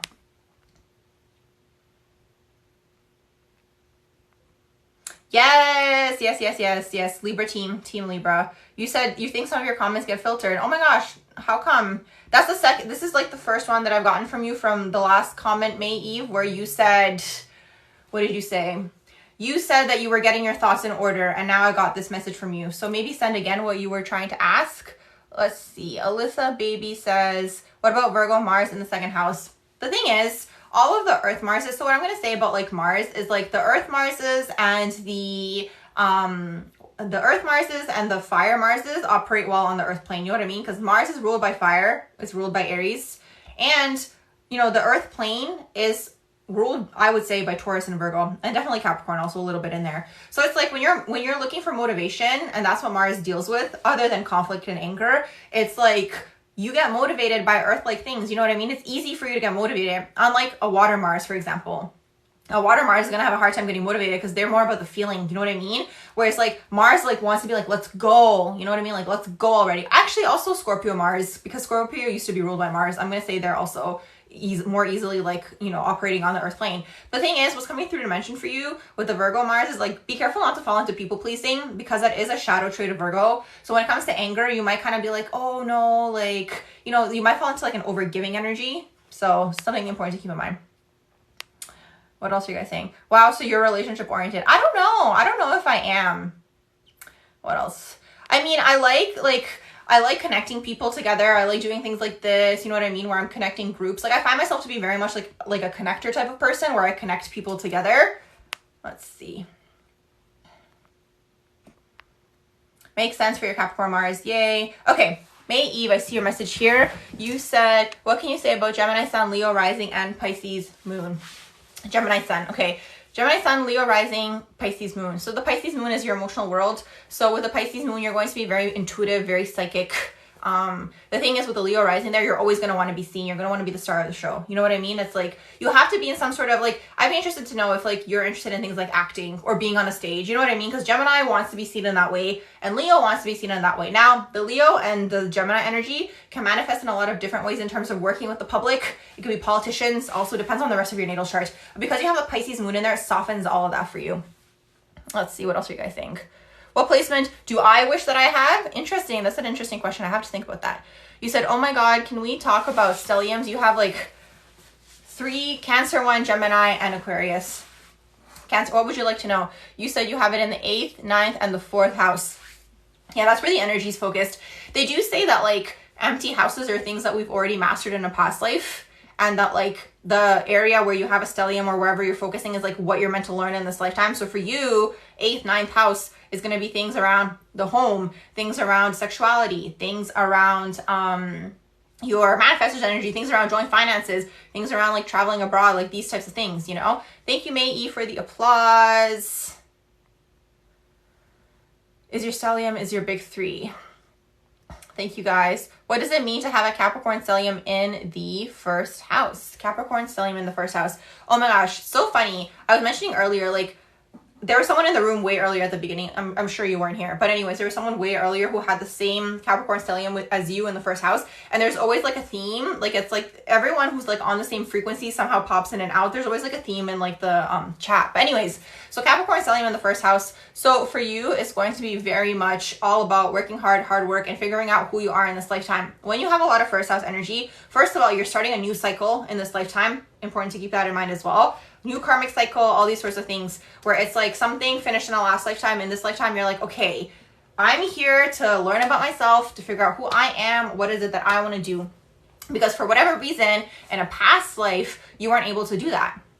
For whatever reason, you know what I mean? It could have been, I don't know, it could have been like maybe you had kids early and then you weren't able to focus on yourself, you were focusing on someone else, or maybe you had to take care of, I don't know, parent or whatever it is, you know what I mean? So in this lifetime, when you have first house, it's like this lifetime is about figuring out who you are. It's just the Capricorn energy delays. I hate to say delays, but it's not really delays. It's just like you have to work hard to basically get to your goals is really what that is. What else are you guys saying in here? You have Uranus and Neptune in your 6th house. Burner says, what placements can make somebody have hygiene issues? What kind of hygiene issues? I'm going to say probably 6th house energy, but depends, like, what kind of hygiene issues are you talking about? Let's see, what else are you guys saying in here? As a Pisces, losing a parent, yeah, losing a parent is definitely challenging. Alyssa Baby says, what about both Neptune, Mercury, Uranus in the 6th house, hashtag Capricorn. Neptune, Mercury, Uranus in the 6th house. And you have Capricorn in there. Oh, so you're part of like the Neptune, Uranus, and Capricorn generation. A lot of millennials have that placement. It's so funny. I was going to make a video on that actually, probably next week. But anyways, what I wanted to talk about with that is like this generation, or like, because the thing is Neptune and Uranus are generational planets, but sometimes because like, okay, Pluto is the overall generation, okay? But then Neptune and Uranus also are partly generational planets, but not everyone in your generation is going to have it in the sign of Capricorn. But anyways, so when you have Uranus and Neptune and Capricorn, what I've observed, and it's so funny, I was just explaining this to someone earlier, like before I came on the live, what tends to happen is like, this is like that segment of the millennial generation that kind of got the label of entitled, you know what I mean? Because it's like, these people know that they're here for something bigger. These people know that they're here to basically make some sort of change. But it's like, first of all, there's a lot of karmic clearance, because I find a lot of these people have a lot of karma to clear, Capricorn. And because you know that you're meant to be at a certain level, at a certain status, it's hard, because it's like you go into the workplace, for example, and it's like, I need to be the manager. But it's like Capricorn saying to you, and it's like, because Neptune's all about illusions, you know what I mean? So there's illusions around this. So Capricorn saying to you, and it's like, okay, well, slow your roll, you know what I mean? You gotta, you know, work hard and whatever, right? So you'll notice a lot of these people are going to be interested in starting their own businesses and doing their own things, especially because you have the 6th house going on in there. That's all about helping other people. What else are you guys saying in here? Vaso says, what about progressed Libra moon? Because all I hear is that we are dependent and you're people pleasers. It's not, here's the thing, like, it's like Libra energy can be like that, you know what I mean? But it's like, it's a matter of integrating these aspects of yourself within yourself. You don't have to be like that, you know what I mean? It's like, you become aware and you're like, okay, I have this trait and how can I change it? I don't like it. That's what I like about astrology, because it's like, you become more aware and you become more self-aware and you're like, okay, well, how can I change this about myself? You know what I mean? So that is true. Like, that is an aspect of Libra, but it's like, you have to look at when you're going through your progressions, you have to look at like, this is what I'm integrating in myself now. You know what I mean? So now you're integrating that energy within yourself, so you're not dependent anymore. Because after you come out of progressed Libra moon, you're going into Scorpio moon. Libra moon, like when you're in progressed Libra moon, everything is like, what's the word, like hunky-dory or whatever the people say. It's like, oh, everything's great, you know, let's have fun. I want to have a lot of friends. I want to socialize. Like, you know, you might date around, you might have a lot of like different relationships, whatever, right? But then by the time you get into your Scorpio moon, it's like, okay, we are now integrating everything that we learned in that Libra moon phase. Do you know what I mean? Because it's like, you come out of Libra moon, like airy fairy, like fun times, and you go into Scorpio where it's like shadow work. So just something to keep in mind. What else? Thank you, that was helpful. Yay, I'm glad that it was helpful. What else are you guys saying in here? Yeah, so another thing to mention also, like for the Neptune, Uranus, and Capricorn generation, it's like you guys will get to your goals, like you will. Like, that's the thing. It's like you're going to get to your goals. It's just going to be over an extended period of time. That's the main thing to understand. And subscribe to my YouTube, you guys, because I will be making a video more in depth on that next week. So Barbara Talks is my YouTube. Okay. You can feel Virgo energy from you. Do you have the sign somewhere in your chart? Yes. Okay. I get that a lot. You know why, you guys? I finally figured it out. It's because my 12th house is in the sign of Virgo. So I unconsciously behave like a Virgo. I think it's like when I'm explaining things, it's like the Virgo energy comes through. You know what I mean? Because it's like clear, to the point, sharing everything. You know what I mean? And that's the thing. Like, we all have Virgo somewhere in our natal chart. I have Jupiter in Virgo. What else?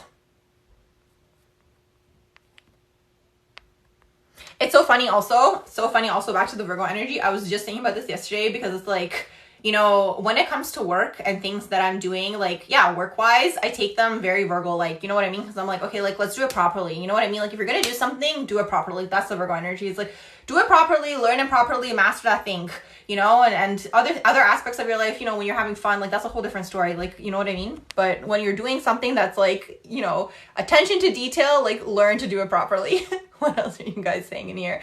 Can you talk about Saturn retrograde in the 7th house? Oh my gosh, there's so many of you guys in here. Okay. Saturn retrograde is going to be an absence of a father figure early on in life. Mental, emotional, physical absence. I almost want to say that, you know, that could even affect you up until your like 20s, the Saturn retrograde. That's one thing. So now you have this absence of a father figure, so you're going to struggle with masculine energy. That's something important to keep in mind, okay? When you struggle with masculine energy, it's like either you're overly masculine, so you had to take on your own authority when you were young, okay? Maybe you had to take on a lot of responsibility. You had to like go super into that masculine energy. Maybe you had to take care of other siblings because like there was no dad around, whatever, right? There could be that. Or it could be in the other way where it's like you lack the masculine energy, so constantly you're looking for people to be your guide, for people to be your, you know, like mentor or someone to look up to. So that could happen. Seventh house, so many of you guys in this room tonight about Saturn in the 7th house. I'm going to scratch the surface here. Go check out my YouTube. I go way more in depth. Like there's just so much to say about everything really all the time. But anyways, go check it out. I have a video on Saturn in the 7th house. Barbara Talks on my YouTube channel. Barbara Talks. Anyways, Saturn in the 7th house can be very much about, okay, first of all, they're very much bunch about relationships. Personal relationships, romantic relationships, friendships, business partnerships, all of the interpersonal relationships, okay? Important for you guys, and you take them very seriously. These people can be very traditional where it's like, you know, they just take relationships seriously. Like they are not going to be maybe interested in one-night stands. They're not going to be interested in maybe dating a lot of people. Like they really want to find that one person to, you know, connect with and build together with. Unfortunately, Saturn's putting this restriction for you in this area. That's what could happen. Also, Saturn in the 7th house can have like childhood friends for a long period of time. Usually around your Saturn return, everything's gonna get shaken out, you know, like shake it, you know? So that's what tends to happen. And when I say shaken up, you might lose your childhood friends or romantic relationships, or it can be like colleagues. Like there's gonna be a shakeup in this area for you. You said the person you know has bad breath, heavy, and can smell like BO kind of. Oh, that's interesting. I'd have to think about that. I'm not sure like what area in your natal chart would deal with personal hygiene. Like I almost want to say that it would be 6th house energy would deal with this, but something I have to think about. That is such an interesting question. What else are you guys saying?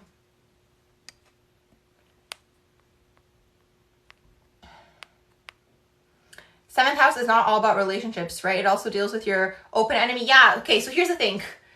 Interesting you say enemies because 12th house can also deal with enemies. So yes, it can deal with that, and it can deal with your, yeah, it can deal with all things, Marcy. Absolutely, it's all interpersonal relationships. It's not just romantic relationships. It's all interpersonal relationships.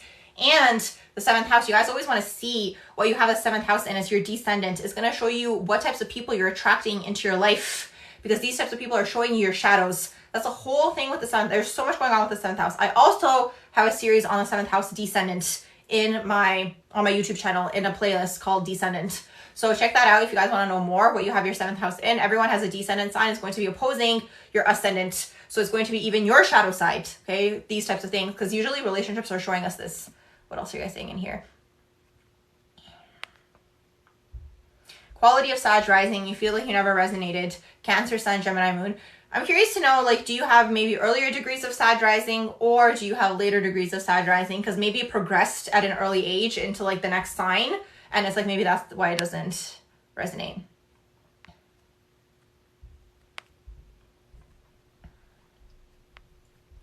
May Eve says, oh my, what can you tell us about Venus in the 10th house? Yes, I had another one of you guys in here earlier. So Venus in the 10th house usually tends to be people who like look for serious relationships in the sense where it's like, let's build together, you know, let's build toward a future together. They don't have time for BS. You know what I mean? Like that's that Capricorn energy. Like they just don't have time for people who are going to waste their time is really what that is. Sometimes Venus in the 10th can put people, they can put love on the back burner and, you know, go for people who have status and like all these types of things. So that can happen.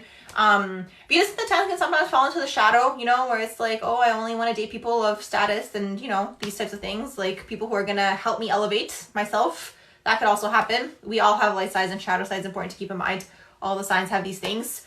But that's the overall thing. Sometimes what can happen with Venus in the 10th is like, either you're going to look for someone serious when you're very young. Okay, let's get married. Let's build a future together. Let's like, you know, have the same goals and build towards something together. That can happen. Or it can go in a different direction where it's like you want to build first and then you want to look for your person. You know, it's like, I want someone on the same level as me. What else are you saying in here, you guys? Let's see. We did Saturn retrograde in the 7th house. I'm just trying to find my spot again. Yes, you're Jupiter, Virgo Jupiter in the 1st house. Yes. You guys are saying you notice a lot of siblings with the same moon sign. Yeah, it makes sense because siblings are raised usually, the moon sign is the mother, right? So if they're raised, like it depends, unless there's like a huge change within like the family structure or the family line or whatever it is. Like maybe the moon sign would be different within the siblings. Let's say like the financial situation changed or whatever it is. Usually, not usually, I'm not gonna say usually, but a lot of the time you're going to notice that they're gonna have the same moon sign because it's like emotionally they're basically being raised by the same parent is really what that is.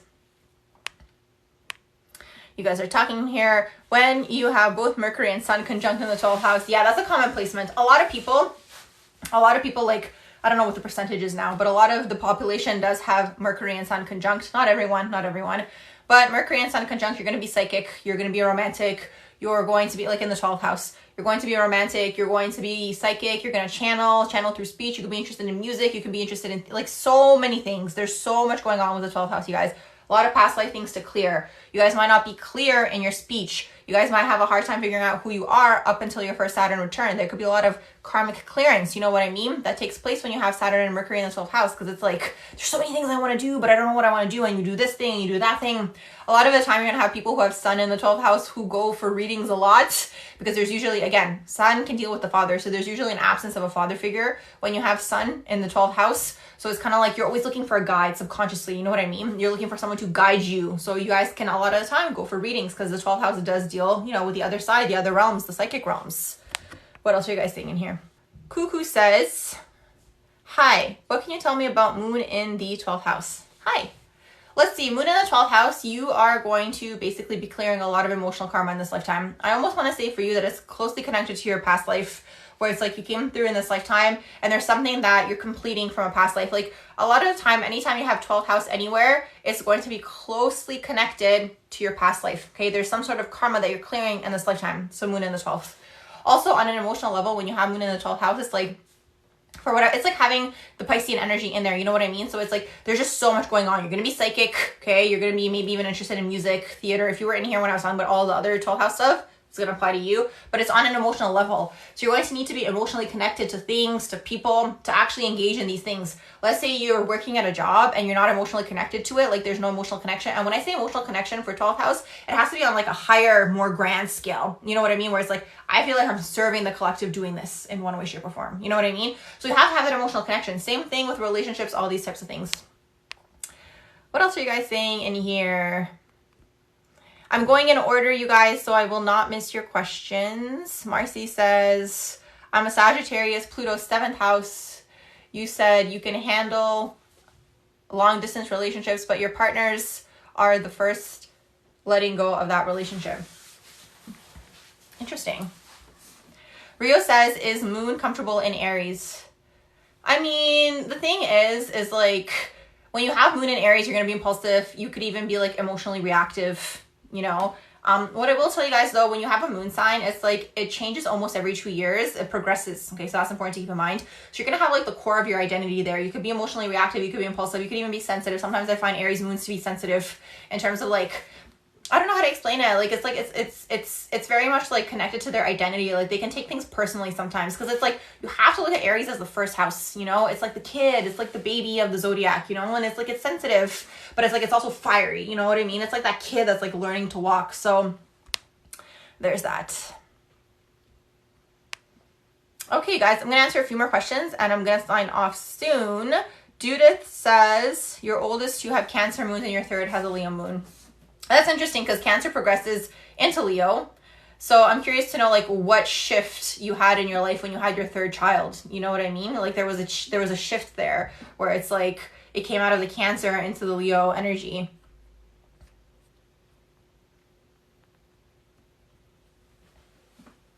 Alyssa Baby says you have Jupiter and your chart ruler sun in the 5th house. So would you like to know about that if you're still in the room? King Ness says, what sign would be associated with miscarriages and unwanted pregnancies? Interesting. Miscarriages, unwanted pregnancies. Sometimes you might have fertility issues if you have Saturn in the 5th house. There could be issues around fertility if you have Saturn in the 5th house. Saturn in the 8th house could be closely connected with that. You'd have to look at your 5th house.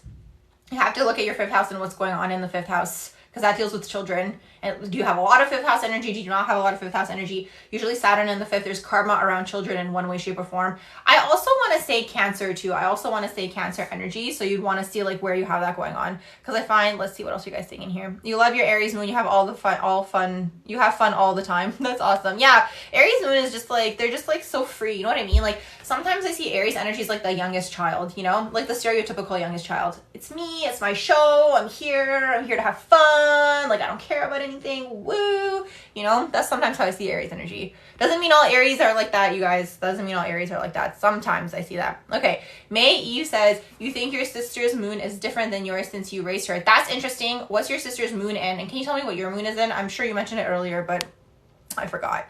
Let's see. Can you talk about Pluto conjunct natal Venus?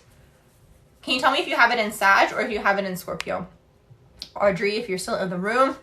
Judith says your mom passed a month before you became pregnant with her, and that's a huge change in your life. Yeah, that makes sense. Yeah, that's the thing. Like if you have to see and look at the parents' like situation, how far a kid are the children, is there a huge age gap, like what happened, like all, you know, if there's a huge difference, the way you raise your child is going to be different. I'm also curious to know if you feel like, I'm also curious, okay, you said past a month before you became pregnant. I'm curious to know if you feel like your mom reincarnated into your child. I'm curious to know if you think that. I don't know. I'm just curious to know. Let me know if that's something that crosses your mind. Okay, let's see. Alyssa Baby says, does it mean you'll be successful in your creative passions? What did you say up here, Alyssa? I have to go back up. You said Jupiter and chart ruler 5th house. Yes. It expands the 5th house for you. It expands the 5th house. Like, the thing is, wherever you have Jupiter, that's what you're expanding. You know what I mean? When you have Jupiter in the 5th house, you can look at like, okay, what are 5th house activities that I can do to make money? Creativity, you know what I mean? Expressing Leo-like things. So I just can be like that. May E says you have your moon under Pisces. I knew she had it under Capricorn. Oh my gosh, May. We've got like a telepathic thing going on today. I was literally about to say and ask her if she was a Capricorn moon. That's crazy. Anyways, what else are you guys saying in here? See, 3rd house deals with your siblings. They're 3 years apart, and honestly, everyone says she's your mom born again. They have the same issue. Or you said they have SM the same. What's SM? Oh my gosh. Love it. Oh my gosh, you guys. This is just so fun tonight. I'm just having such a good time on here. Okay. Marcy says 3rd house deals with siblings. Okay, I did that one already. Audrey says, Audrey, I hope I'm saying your name correctly. You said it's Aqua, but you were talking about Pluto entering your 1st house because you have your ascendant and Venus. So you have your Pluto conjuncting your Venus in Aquarius. Is that what's happening? Oh, you said so much the same.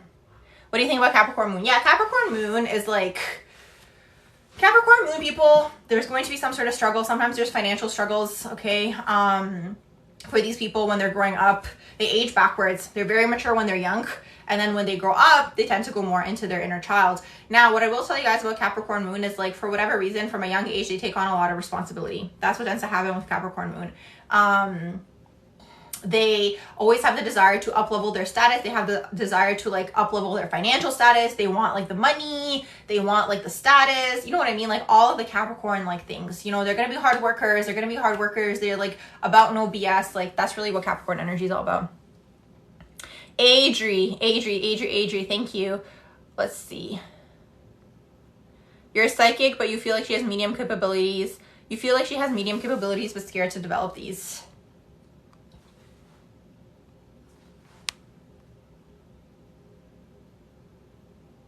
Your mom passed away a month before you became pregnant, and your partner's grandma passed away 3 days before she was born. Oh, that's interesting. Oops, hold on.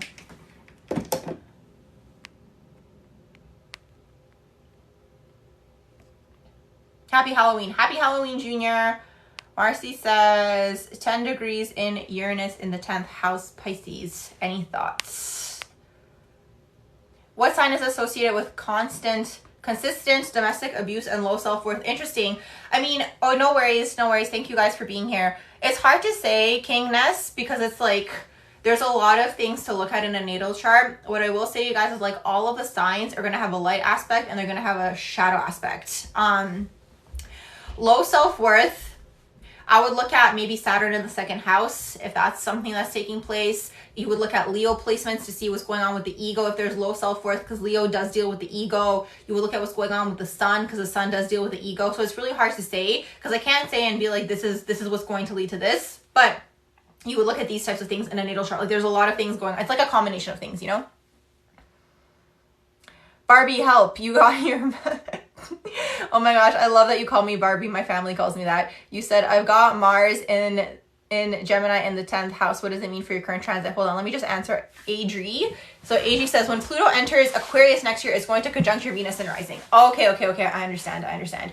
So when Pluto enters Aquarius, it's going to conjunct your Venus and your rising. So what would you like to know about this? How is it going to affect? You're just going to go through a lot of changes. You might go through a lot of changes in your love life. You might go through a lot of identity changes. Yeah. Do you have Venus in the 1st house too? No worries. What do you think of Aquarius Cancer relationship? We get the hate. Aquarius Cancer relationships. I don't know. That's the thing. Because here's the thing. Okay, guys. When you're looking at relationships, like you can look at things like, for example, like when we're having fun, we can be like, oh, like, you know, I get along with this sign, or like Venus, this Venus and that Venus get along. But you really have to look at the synastry, because it's like, there's so much to look at when you're looking at like relationships is really what that is. It's kind of like, okay, does your moon conjunct their Pluto? Because then that's going to be a Plutonian relationship. Does the Venus conjunct the Pluto? Like there's so much to look at. Let's see. Oh yeah, you have your Venus in your 1st house. These people with Venus in the 1st house usually either go through transformations through relationships. That could be one thing. They can be unconsciously like selfish in dynamics where they want to be single and these types of things. Okay, let's see. Let me just answer 1 or 2 more questions and then I'm going to sign off. You said you have moon in Cancer and Aquarius. You're in Aquarius, Venus, and a rising. Moon in Cancer, Aquarius, Venus, and rising. You're probably super ahead of your time, Adri. You're probably super, super intelligent. I mean, Aquarius is super intelligent, but like futuristic intelligent. You know what I mean? Like you see things like from a mile away, and then like moon in Cancer is going to be super psychic. Let's see. Is there any placements that can indicate if you like coffee? That's funny. Oh my gosh, I don't know. That's a good question. Judith says, you're like a Capricorn stellium and he's a Scorpio stellium. I find that Capricorns and Scorpios get along. I find that Capricorn and Scorpio is such a nice like merging of energies. Like it's just like the Capricorn, like, you know, I don't want to say like subdues, because it's not that it subdues. It just like calms down the Scorpio energy. They give the Scorpio like the stability the Scorpio is looking for, the consistency, like these types of things. I think it's a nice match. Scorpio and Leo, on the other hand, a battle of the egos, you guys. Like Scorpio and Leo is just gonna be, yeah, hardcore. You said, and you have Sag stellium, and you have Jupiter and Sag. All right, you guys, I'm going to sign off. Thank you all for being here. Thank you all for the likes. Thank you all for the shares and subscribes. Go to my YouTube channel, Barbara Talks, okay? Go to my YouTube channel, Barbara Talks. Okay, hold on. Burner is saying, Queen, thank you. Do they have any aspects / placements that point out dropping out in college? Because TBH, that's you right now. There's a lot of things to look at in terms of like education. Like you would look at Sagittarius, you would look at the 9th house. I'm curious to know if you have Saturn in the 9th house. Maybe you're like switching, or maybe you're going through a Saturn transit, like maybe Saturn's transiting your 9th house right now, like that could affect your education. So there's a lot of things to look at. Thank you. Yes, you guys got me to 10K. Thanks, you guys. Have a wonderful evening. Bye.